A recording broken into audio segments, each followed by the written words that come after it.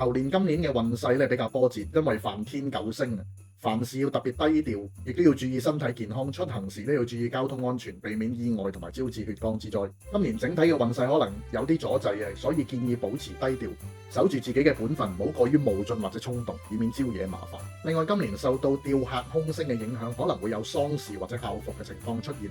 心情上面咧可能會受到有一定嘅影響。但係好消息嘅係咧，有8座吉星高照。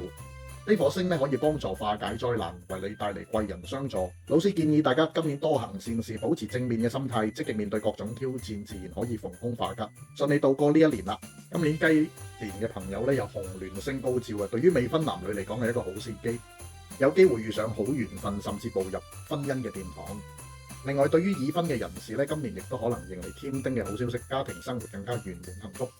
同時，天德同埋福德兩顆貴星出現。運勢非常理想，特別係做生意嘅朋友，事業會順風順水，財運亨通。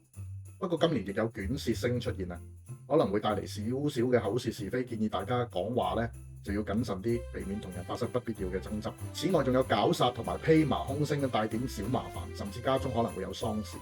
心情上面可能會受到有啲影響嘅，不過唔需要太擔心，因為有吉星庇佑，大事可以化小，小事可以化無。周老師建議咧就保持謹慎低調，並多行善事咧就可以避免破財同埋唔吉利嘅嘢，順順利利咁度過呢一年啦。